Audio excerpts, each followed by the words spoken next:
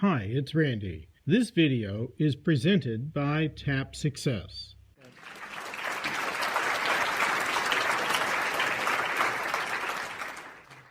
So I thought about that, and the example was somebody that needed $10,000. And so I thought, wow, that's pretty powerful stuff. And I'm going to play the game. I'm going to put it out there. And I said, universe, I would like $20,000. Just like blue glass butterflies and... Yeah, and I didn't really think about it that much after that. I just thought I really would like to have $20,000 to play with. And every now and then I would think, well, that would be kind of fun. When I get my $20,000, I'm going to do this. But the path to it was hilarious. I get a letter 2 weeks later, I swear, 2 weeks later, I get a letter in the mail that says, hello, you worked for us 20 years ago, and you have money in a pension plan. And we're going to give you an opportunity to take a lump sum payment out of your pension plan that you didn't even know you had. And if you're older than 59 and a half, you don't have to pay a penalty on it.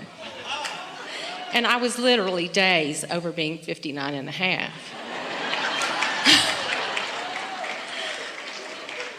So I get a lump sum payment for $22,000.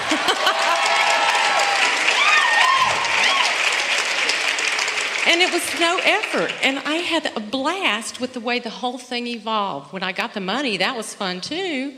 But it was still, the whole way that the thing evolved was hilarious to me. Before you give us too much description of that, because we want to go back and get some of that, we have two more stories that we want to tell you that are sort of kind of like that were told to us in the same seminar a few weeks ago.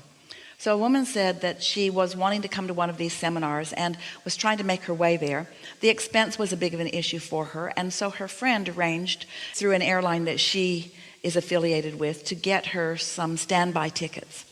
So the two girls were flying from two different cities, and they were on their way to Chicago.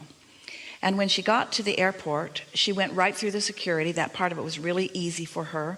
And then when she went to get to the flight, she did not get on that flight. It was full, so she was not able to stand by and get on.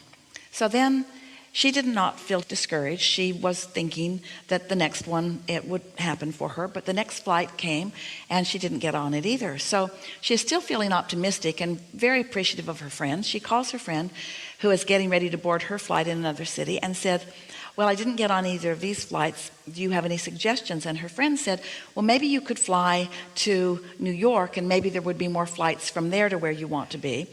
Why don't you ask someone? So she went to the service center and said to a new person behind the counter, do you think I could get on standby to go to New York? And then maybe I could get to where I want to go. And the woman behind the counter said, well, where do you want to go? And she said, Chicago. And the woman paused for a minute and said, well, I think I have a plane going there. Let me check for a little bit. She went out, came back. She said, yes, I can get you on this plane. So the woman was so excited that all of a sudden, here came this flight for her. And when she went down to get on the airplane, she was the only passenger on the plane. There was a flight crew, there was a pilot, there were flight attendants. She was the only passenger on the plane. And the flight attendant stood in front of her and did the safety announcement. And then the pilot came on the intercom and said, ma'am, addressed her directly. And in the same seminar, another woman said she wanted to come to the gathering, couldn't figure out where she was going to get the money, talked to her friend about it, who had introduced her to Abraham and to law of attraction. And they were being very playful about it, as you were describing yourself. And one day, several days before the event was taking place, they were taking a walk through the woods where the leaves are falling. And she looked over and she saw something sort of shining under a leaf, sort of. And she pulled it out and it was a big diamond earring. Couldn't possibly be real. It's too big to be real, but it was a $9,000 diamond. And so she had no problem making her way to the seminar. And so what we want to ask you to think about those examples and this example, and we especially want you to think about it. So what were the components? What was the mood within you? In other words, you kept using the word playful. You were being playful about it. So it wasn't urgent. In any of these stories where instant manifestation or nearly instant manifestation came about, no one was worried about how it was going to happen. And this is what we really want to say about all three of these. When you know what you want and why you want it, but you are not invested in how it's going to come, when it's going to be there, who's going to bring it. Because those questions to which you don't know answers cause you to put engines on the other end of your train. If you're just asking and not doing that thing you do that contradicts your asking, it will come, and it will come fast. And so once you have experiences like that, and another and another and another, after a little while you start to recognize the formula. And this is the thing that someone else listening into a story has a harder time getting, because the formula that we want you to pay attention to is the emotional formula. It's the way you feel about it. In other words, when you say, I'm playful about it, anyone listening to you talking about how fun it would be for $22,000 to just come, they may or may not be feeling playful. They may really need the $20,000, or they may not believe that it could come. And that's what you talked about that I listened to that started the whole thing. It would just, I guess it clicked for me finally. And that's why we say start with something easy. And by something easy, it means something that you haven't beaten to death with your doubt. Something that you're not so wadded up in that you can't find a breakthrough. Start with easy things and let the universe show you. The universe will show you the following. The universe will show you, you are your inner being's object of attention. You have our undivided attention. And we mean that. Only you are the divider of the energy. Only you can split the energy. So we wrote a whole book about that. When you ask, it is given. Question is, how do you receive the impulse? How do you be in the right place at the right time? There are people that get those letters and don't even open them. A person in a funk might even see that as junk mail. There are all kinds of things that keep you from receiving what you are wanting. Well, you had talked about being kind to yourself and be easier and rest more. And I had really started doing a lot of that. I'd been really busy, but I thought, I need to take some time for me. So I'm sitting on my back porch, and we live in the country, and it's beautiful. And I'm watching the birds, and I'm taking more time for myself. And in that part of my life. Are you saying to us, the most productive thing that you could possibly do in terms of getting everything that you want is to do things that feel good to you? And it's easy. It was easy. Yeah. Because this is the art of allowing, not the art of making it happen. This is the law of attraction, not the law of assertion.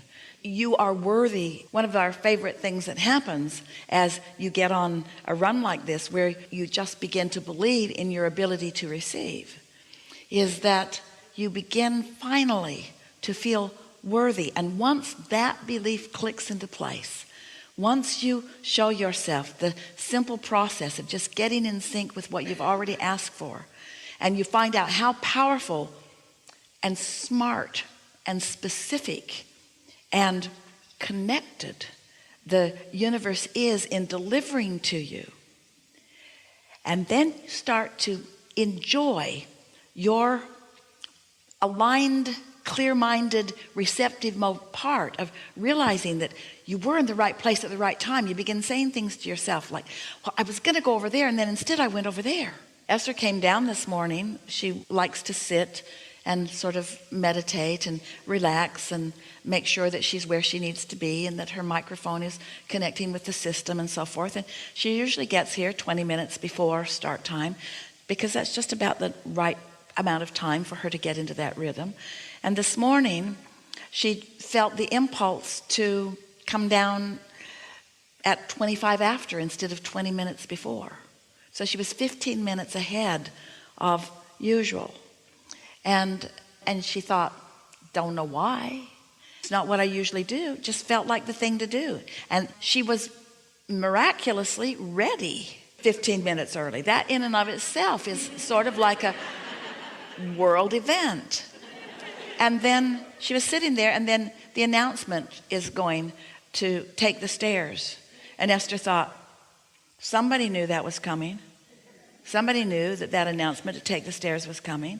Somebody knew that my path of least resistance was to come down a little early rather than climb down the stairs at the time that I'd planned on coming. In other words, your source, your resources, there is so much information that is to your benefit.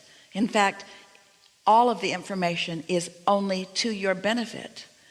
And so when you are nice enough to yourself to chill enough that you're in the receptive mode. Esther got the impulse and she didn't say, oh no, I can't go early.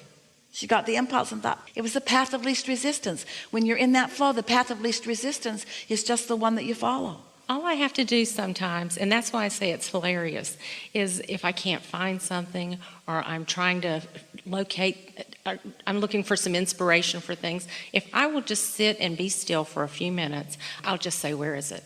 I can go straight to whatever it is I'm looking for. The be still is the operative word, because be still in your mind, which means no contradictory thought flowing, and then the momentum that's already established will take you to anywhere you want to be. There is nothing that you cannot be or do or have.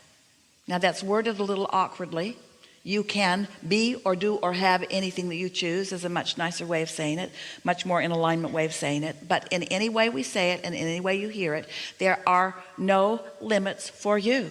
If this time-space reality, as you've been sifting through life, had the wherewithal to cause you to put something in the vortex, and it did, and universal forces and your inner being and the law of attraction have gathered up the cooperative components, and you are in that receptive mode, it must be, it must be, it must be. And so if something is not being, now you know the reasons why. You're trying too hard. I just wanted to say thank you. Yeah. My life is wonderful and I really appreciate it. Yeah, really good.